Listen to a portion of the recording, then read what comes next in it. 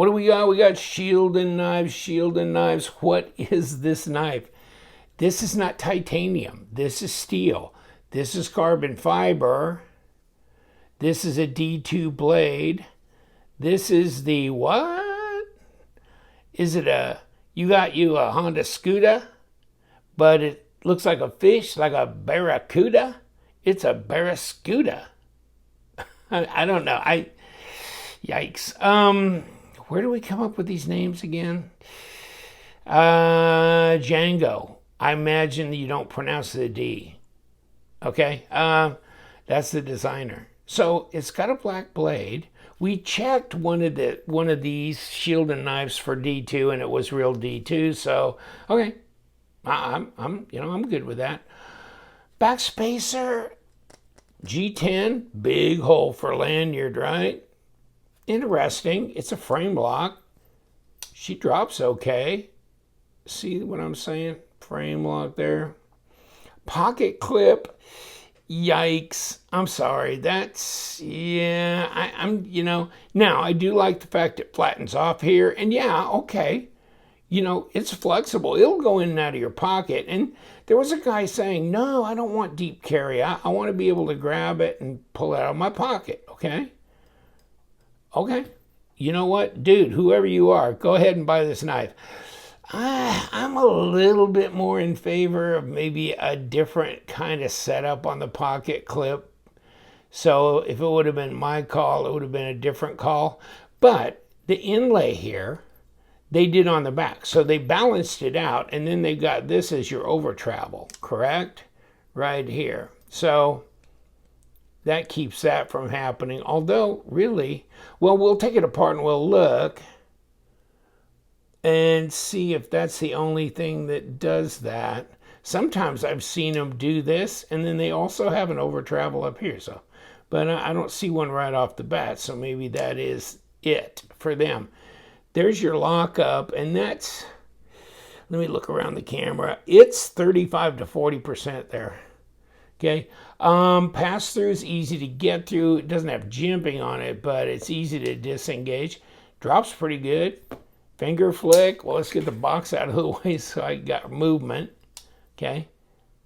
Oh, yeah, that's easy. That's easy.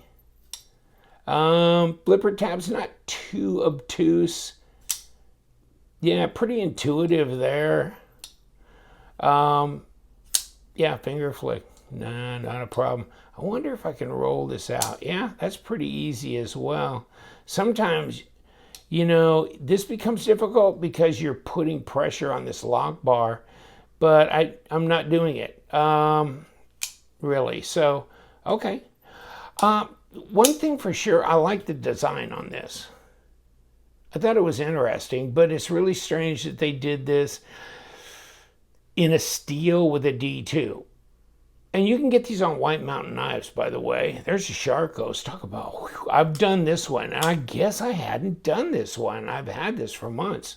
So my bad on that. But this one, the Sharkos, is a monster knife, like 9 1/4 inches overall length.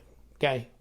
I mean, this is 8 1/2, so it's no, fainting flower, but look at that. And this, of course, this is a 9CR18 stainless Damascus here.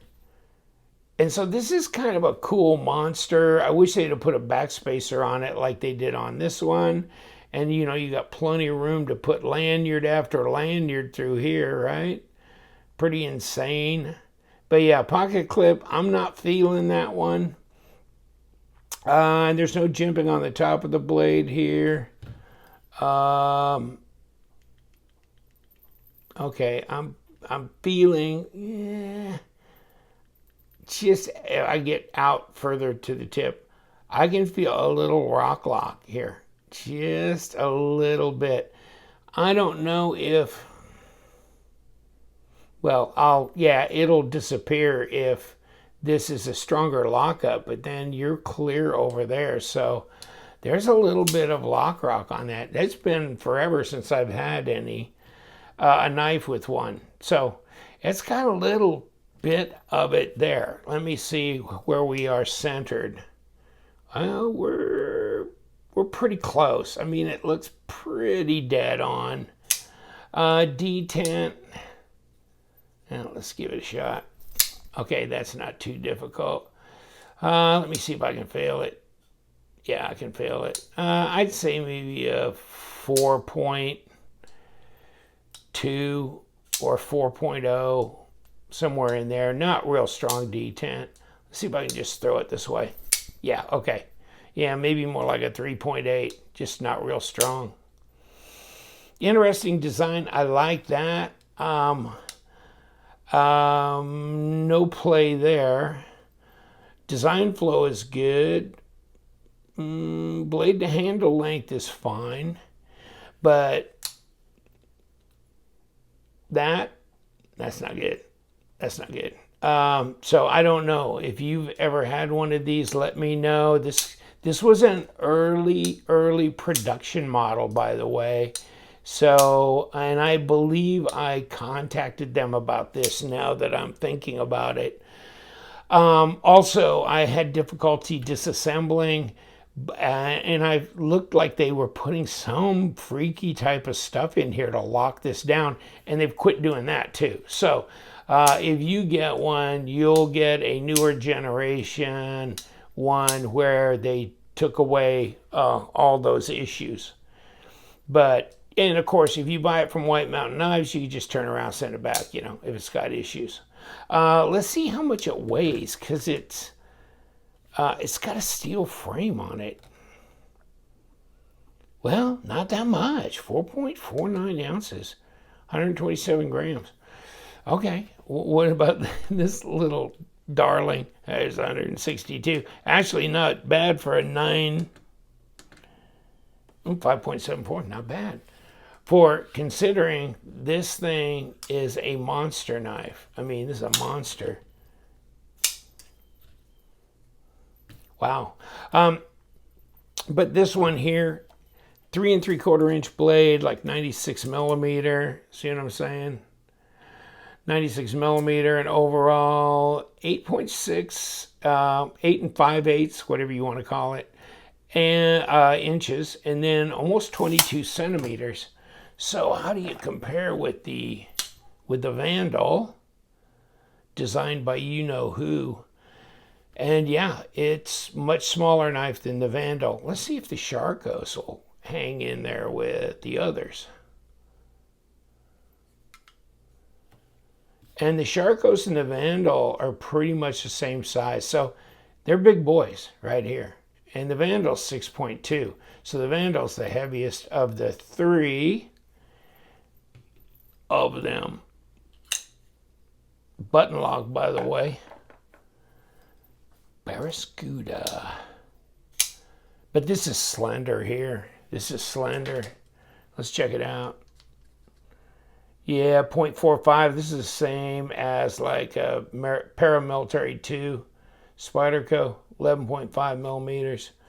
Let's see what the blade stock, 3.3 millimeters at 0.13. Okay. Not too bad. It's real D2. Hopefully they've cleaned up some of the other issues with the knife since I've had this and I've had this. Oh, wow. Probably 5 months, you know, or more. So, yeah. I know they've made some changes. But to tell you the truth, I like the ergos on this. It's very, very plain here. Okay. Fit and finish is not bad through here. It's pretty smoothed for this steel frame here. And yeah, it's a steel frame. I mean, you see what I'm saying? But it's smooth and the grip is nice. This is not going to be real grippy because there's not much here to hold on to. The carbon fiber and the steel, pretty slick. Reverse grip is comfortable as well. Yeah, there's your balance. Design flow is nice. Blade to handle length is reasonable here. Okay, so yeah. And I'm taking my chances by pulling this thing apart And what I just pull out of here? Okay, there's the screw. Okay, and then I think the rest of these are number 6s, are they? No, that's number 8. Okay.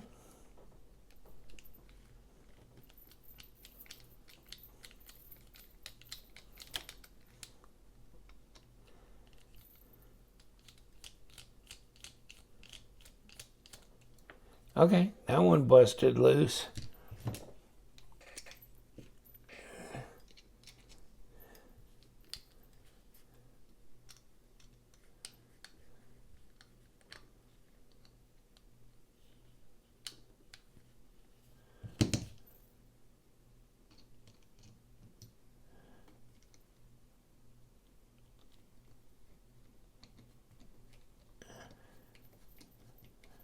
And we got this one to let go.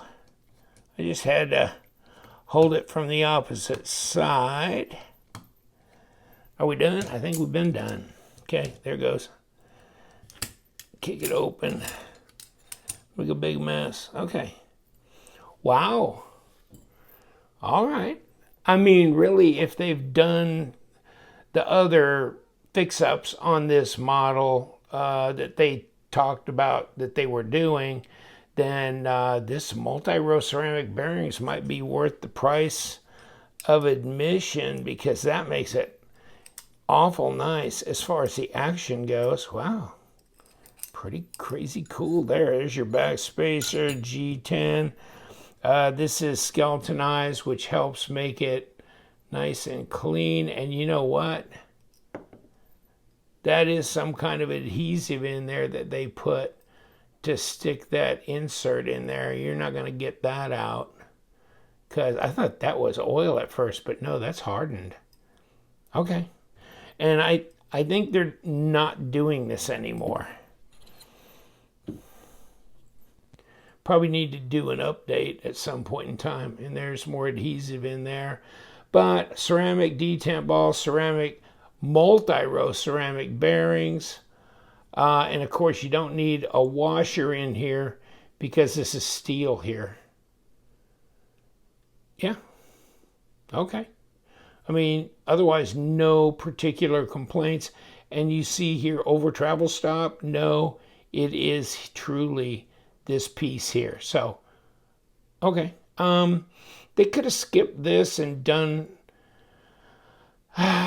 one here, I guess, but okay.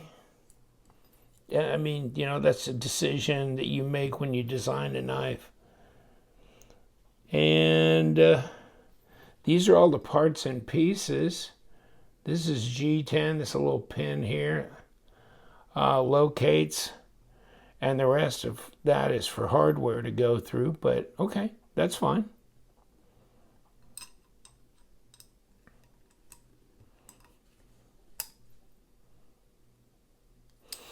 And what do? We're going to throw this dog back in here, and then we're going to throw some bearings and a little bit of joy juice.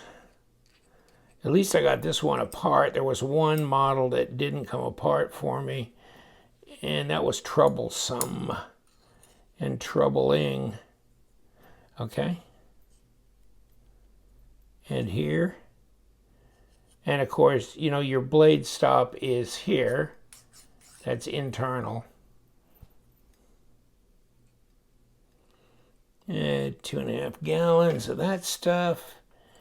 And the rest of this is just hardware. Okay, so we could kick this on. It shouldn't be a problem. Put this right here. Okay, snap it down. Let's put the pivot on. Right in here. Got it started. And that's enough. That's enough. And this, so these are number 8s. There's nothing wrong with that.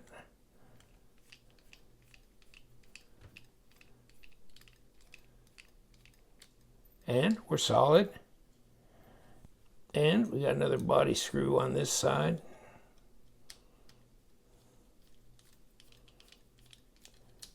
And we're solid there. Hold on just a minute. Okay, hold on.